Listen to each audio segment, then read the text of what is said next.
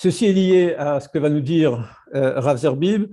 Il va parler de la Shemitah. La Shemitah, elle additionne les deux principes, puisqu'il y a dans la Shemitah l'espace dans la terre d'Israël et le temps également, puisque c'est la 7e année. Donc, sans plus attendre, je passe la parole au Rav Zerbib, qui, je vous le rappelle à nouveau, pour ceux qui l'ignoreraient encore, est toujours Admea Ve'esrim Shana, le Rosh Kolel de hier. C'est le doyen des Rabbanim et des Dayanim du Vaad, dont nous allons profiter de ces précieuses paroles.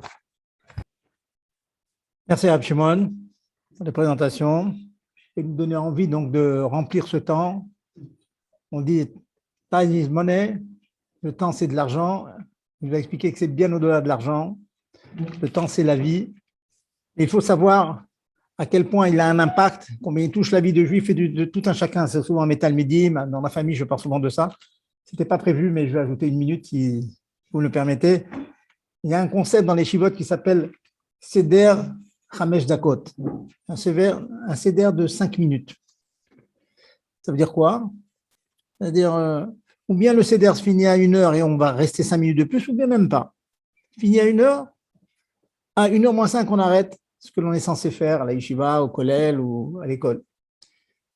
Et puis à 1 heure moins 5, on s'arrête et on fait un autre sujet que celui qu'on a étudié, dans lequel nous étions investis. Quand les 5 minutes sont prises et sont dans le Seder, on n'ajoute pas. Mais on fait un autre sujet. Et on a constaté qu'au bout de l'année, chacun a donné bien sûr un dour, a donné un compte-rendu de ce qu'il avait étudié pendant ces 5 minutes. Et ils se sont rendus compte que pendant ces 5 minutes, le limoud était tellement intense, était tellement investi, que vraiment chacun a dit, à la limite, je crois que dans ces 5 minutes, j'en ai fait peut-être plus que toute la matinée. C'est un constat que vous pouvez faire, vous allez voir, parce qu'on a mis toutes ces forces. Et donc, on voit la force du temps en 5 minutes. Il faut trouver des fois des chorotes. Vous savez que le Baal Davar, il est très malin pour nous annuler, pour nous faire perdre du temps. Il faut parfois être plus malin que lui. Et d'un autre côté, on dit il est malin, mais il est bête. Vous connaissez ça, hein? Zaken Utzil, donc il est bête. Et quelquefois, avec des petits kuntim comme ça, eh bien, on peut faire beaucoup. Je vous donne un exemple. Vous avez quelques minutes avant les autres à la choule. Vous prenez une sikha, vous lisez le premier paragraphe. Vous avez gagné énormément. Vous prenez 3 lignes de Tanya. Ça se trouve que ces 3 lignes vont éclairer de la journée et vont faire que ce temps-là, c'est du temps gagné. C'est du temps gagné dans le temps perdu. C'est extraordinaire. Je vais essayer, vous allez voir. Donc, j'ai décidé, on m'a mis au courant donc, de ce kinous, de vous donner, de ne pas faire un pile-poule comme nous avions fait la dernière fois, de donner un petit shiur, modeste, succinct, sur un sujet qui est ô combien d'actualité maintenant, qui est le sujet de la Shemitah. Il y a eu beaucoup d'amis, j'ai eu des coups de fil, je vous donne une petite anecdote. La semaine dernière, j'ai eu un coup de fil d'un ami qui m'a dit, je suis en France et je voudrais faire livrer des fleurs à une personne en Eretz Israël avec le système d'Interflora. Il ne s'appelle pas Interflora en Eretz Israël, mais il livre des fleurs d'Israël. Je lui dis, quel est le problème? Il me dit, est-ce qu'il y aura un problème dans la Shemitah? Alors, je vous en pose la question, messieurs. Est-ce qu'il y a un problème de fleurs pendant la Shemitah dans les fleurs d'Eretz Israël? Ça va faire partie du shiur, mais je vous donne 1 ou 2 questions comme ça qui peuvent arriver et qui nous prennent au dépourvu. Eh bien, la réponse succincte, c'est que ça dépend. Je lui dis, est-ce que tu as l'habitude d'offrir à la personne en question des fleurs odoriférantes qui sentent bon? Bien sûr, c'est tellement rare maintenant, la majorité des fleurs, eh bien, je lui dis, c'est interdit. Et après, d'un air penaud, il me dit, et si j'offrais des fleurs qui n'ont pas d'odeur, c'est permis. Curieux. Voilà, vous avez appris la rate. Pourquoi? Tout simplement, un très béquille tour encore, c'est demande une étude approfondie, mais tout simplement parce que si elle n'a pas d'odeur, elle a un digne de hetz, de bois, et le bois, il n'y a pas la gluchat shvérit dans le bois, mais dans une fleur qui a une bonne odeur, elle est assimilée à, on va dire, un fruit, à un péri, et donc il y a un problème. Et donc, il faut se comporter avec ces fleurs, avec toute la gluchat shvérit que je vais expliquer. Donc, vous voyez, une halakha provocatrice que je vous lance pour montrer à quel point on ignore toutes ces choses-là. Et je me suis trouvé il y a 3 shmitot, je crois, ou 2 shmitot, je trouve en Eretz Israël. Vraiment, je ne savais plus, je voulais acheter, j'avais amené des fleurs aux gens qui m'invitaient, Reb Shabbat, vous savez, dans la rue, il y en a plein. Et bien, quand j'ai amené les fleurs, on m'a dit, il y a un problème. Un problème de shmitou, vous avez acheté, dans la rue, on ne prend pas. Vous voyez, donc, il faut savoir. Et on va être envahi bientôt dans Tachem, d'orange, Jaffa, etc. dans Israël. Est-ce qu'on peut les acheter? On est en Eretz Israël. Encore, je finis avec une petite anecdote, parce que les anecdotes, elles nous laissent un impact au niveau halachique. J'étais invité chez des amis à Bnei Brak, bon, je prenais chimouche sur certains inanimes, et puis finalement, je commande un taxi, mon ami commande un taxi, et je rentre dans le taxi, au moment où le taxi part, il me fait des grands gestes, attends, Yaakov, attends, oh, ce qui se passe? Il dit, le tzedal derrière, le paquet de nourriture que je te préparais pour l'avion, excuse-moi, il me le reprend. Il dit quoi, mais je vais rester comme ça manger? Il dit non, non, t'inquiète pas, il me donne un autre paquet. Quel est le problème? Les fruits qu'il avait mis dans le paquet, le premier de tzedal derrière, c'était des fruits de chuit qu'il avait bien sûr à la maison avec les éthérimes dont on va parler tout à l'heure, mais que les khatrila, en tout cas, on n'a pas le droit, Ishur Yatso, l'interdiction de sortir en route à l'arrêt. Il ne voulait pas que je sorte en route avec des fruits de Shemitah. Donc, il m'a donné d'autres fruits. Je n'ai pas posé de questions à l'époque, mais je me suis dit le deuxième paquet doit être cachère plus que le premier. C'est ce qu'on va expliquer maintenant, pourquoi le deuxième était mieux, quels sont ces fruits que j'avais le droit de sortir en route à l'arrêt. Vous voyez, des petites questions vraiment du quotidien. Vous allez être en Eretz Israël, je vous souhaite, hein, on va se retrouver, donc il faut savoir quoi faire. Alors, comme vous le savez tous, Akadosh Baruch Hu veut, il nous demande de nous qu'on soit des malachim. Je ne sais pas si dans le monde, on peut demander au monde entier d'arrêter de travailler la 6e année, 7e année, rien faire. C'est presque incompréhensible. C'est tellement difficile que je ne vous cache pas que même à l'époque des Bati Mikdashot, une grosse partie du cas d'Israël n'arrivait pas à respecter la suite. C'est-à-dire, quelquefois, on dit, quand il y a une xéra de Chachamim chez En, Rov Hatzibur Shloim Ya'amod Ba, bon, elle est mise batelet. Mais là, c'est une xéra de la Torah. Et apparemment, on voit que le Rov du Tibour a du mal à la respecter. Et si maintenant, ces années-là qui viennent de Shemitah en Shemitah, on voit qu'on arrive à la respecter mieux, c'est parce qu'on a fait un Keren à Shemitah où on ramasse beaucoup d'argent pour aider ceux qui font quelque part quelque chose qui a du mal à être admis. C'est-à-dire, est-ce qu'il y a une bracha, une birkat Hashem, ou bien non, il faut absolument ramasser que tout le monde participe. Peut-être ça fait partie du projet divin aussi, qu'une certaine partie du cas d'Israël s'arrête et puis que le reste l'aide. C'est ce qu'on fait, ce qu'on appelle le Keren Hashmita. Baruch Hashem, ça marche de mieux en mieux. Et j'ai vu des vidéos cette année, Erev Rosh Hashanah, les gens d'une simra extraordinaire, les camions étaient là, ils disaient on arrête.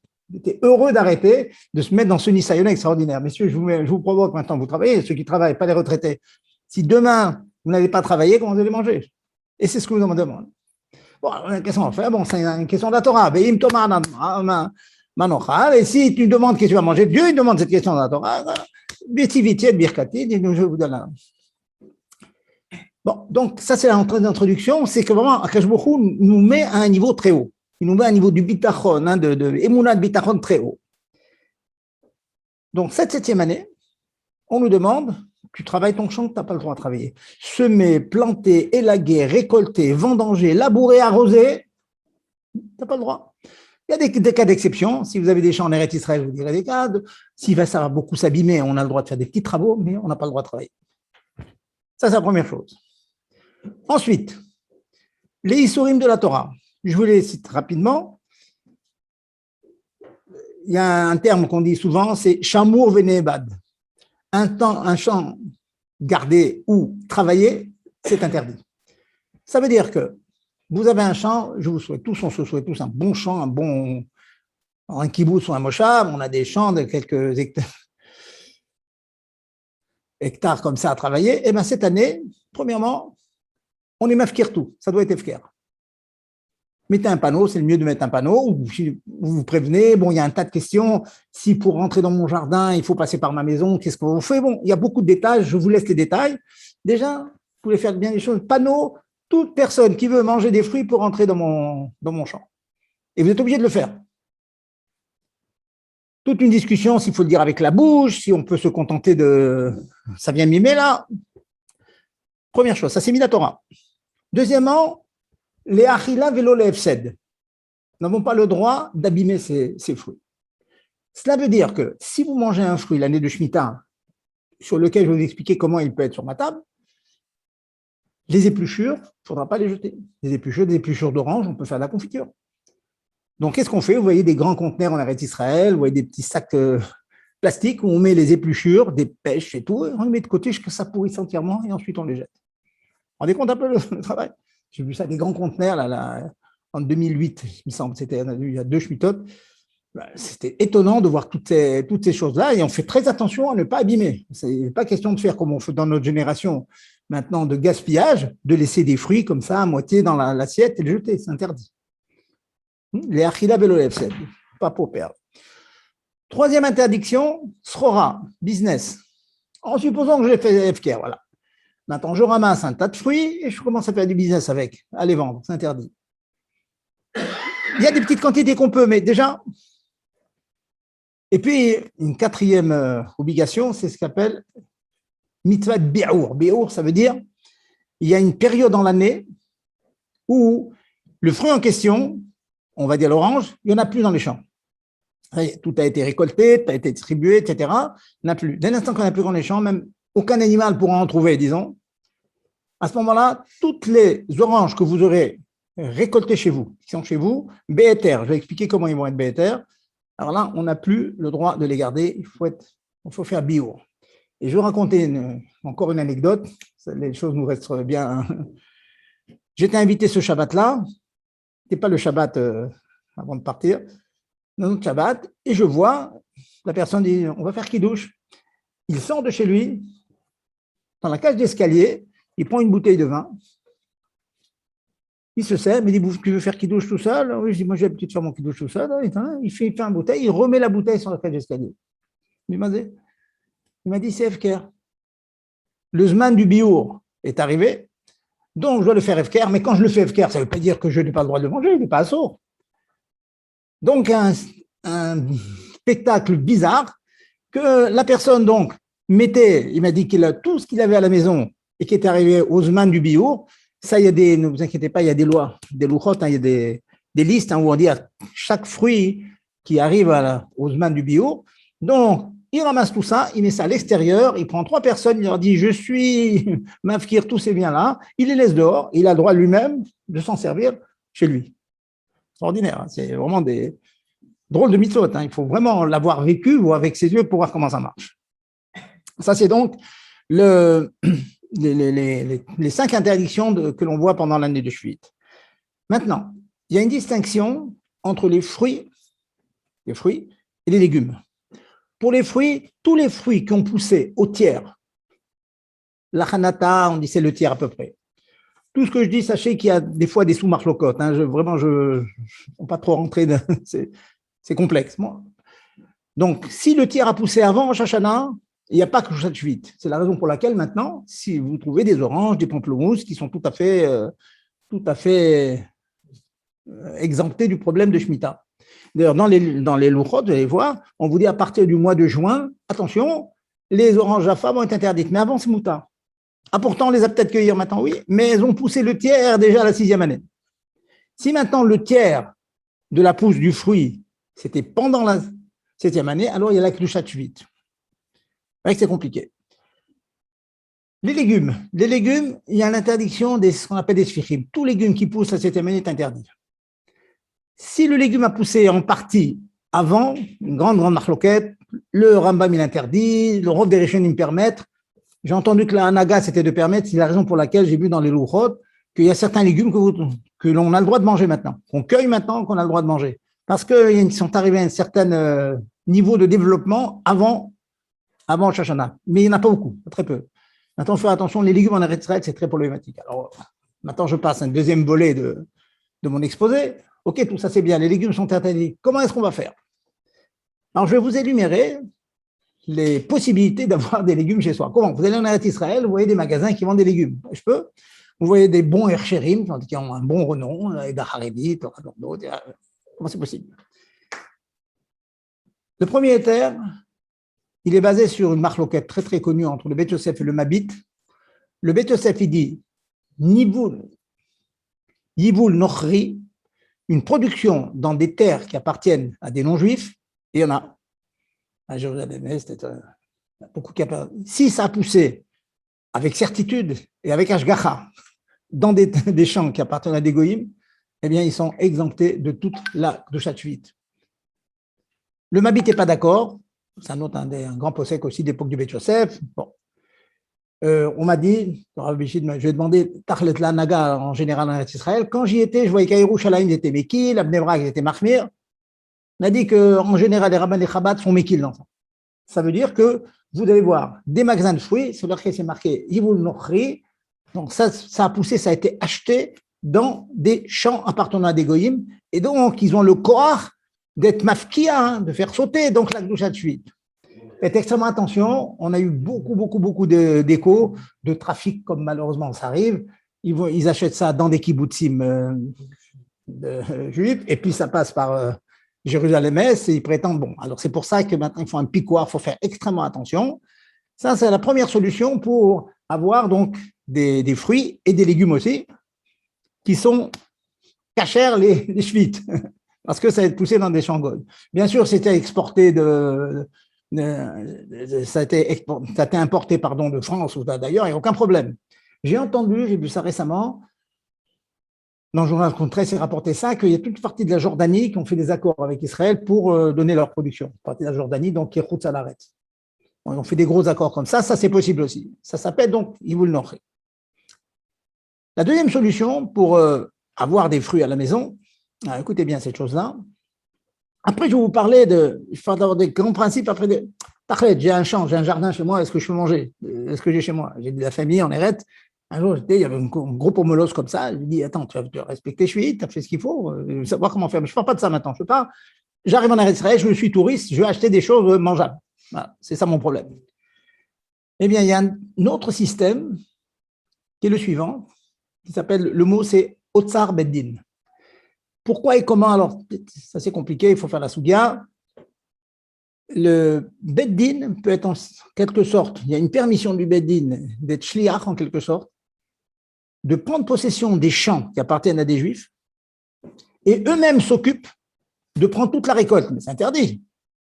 La récolte. Ils prennent des équipes, souvent ce sont des équipes qui ont l'habitude les 6 premières années de travailler dans ces moshavim, ils les prennent parce qu'ils sont spécialistes, ça évite d'abîmer les champs, parce que s'ils vont FKR, tout le monde va rentrer dedans, va casser des branches, va tout casser. Donc ils font le travail comme il faut, ces équipes-là. Ensuite, ils livrent dans des grands camions les marchands de fruits, et dans ces marchands de fruits, on marque Otsar Beddin, et ça, nous avons une permission d'acheter ces fruits, faire du business avec. Pourquoi? Parce que ce n'est pas du business. Qu'est-ce que vous payez dans le prix du fruit? Vous payez premièrement le prix de l'équipe qui a travaillé pour cultiver et pour ramasser, pour vendanger, etc. Et vous payez aussi le prix du transport. Vous ne payez pas un sou sur le prix du fruit lui-même. C'est sphérique. Est-ce que tu parles des fruits, je parle des fruits maintenant, pas c'est les légumes, pas des fruits. Non, je parle des fruits. Non, les légumes, c'est interdit. On n'a pas le droit. Les légumes qui poussent pendant l'Inde de Shemitah sont interdits. Essentiellement, c'est des fruits. Sauf les légumes dont je t'ai parlé, ceux qui ont poussé. Voilà, sur lesquels, voilà, donc on les fait FKR, et puis le Beddin, il vient, il a toute une équipe, il s'occupe de tout, ça s'appelle Otsar Beddin. Alors vous verrez, il y a même des bouteilles de vin, c'est marqué dessus, avec le éther de Otsar Beddin. Donc je résume, quels sont les éthérims que nous avons? Le premier éther, c'est Yivul Nochri, ça appartient à des goyim, ou bien Jordanie, ou bien même d'Europe, ou bien un deuxième système, c'est le système de Otsar Beddin. Maintenant, chez vous, allez, on va se souhaiter d'avoir un pavillon en Eretz Israël, on a des fruits, etc. Qu'est-ce qu'on fait? Alors, on a fait FKR, nous avons le droit de prendre, d'engranger, de mettre à la maison une quantité qui correspond à 3 repas. Donc, on va faire les comptes, une orange par enfant, vous ferez les comptes, on peut. Le reste, les gens peuvent venir chez vous et prennent aussi une quantité de 3 repas pour leur famille. Ça, c'est permis. Et si on a respecté donc le inyan du FKR, on les rentre à la maison et on fait extrêmement attention, vélo les abed, les achila, vélo les iboud. Donc, ça veut dire on fait attention de ne pas qu'ils ne s'abîment pas. Et puis, là, on peut les consommer. Alors maintenant, abîme, il faut faire très attention. Par exemple, peut-on faire des jus de fruits? Quand on fait un jus de fruits, on abîme un peu le fruit. Alors là, si c'est encore des détails, des fruits, que c'est le derer d'en prendre leur jus, donc on permet, parce que ça ne s'appelle pas les FSED. Mais il y a certains autres fruits, il y a des listes sur cela, que le fait d'en tirer le jus, le bénéfice est beaucoup moins grand et donc c'est interdit de le faire. Voilà. Par l'orange, il y a l'orange que ça fait pour le jus. Donc, ça aussi, voilà, il y a des chiloukim comme ça. Ça dépend pourquoi c'est fait 6 à 9, voilà. Peut-être que là, ils savent quelles sont celles qui sont. Voilà.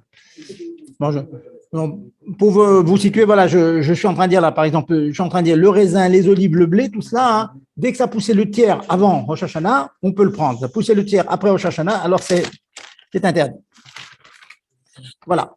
Donc, maintenant, donc je parle du biour aussi, le fameux biour dont j'ai parlé, il faut faire extrêmement attention de ne pas le garder à une certaine période.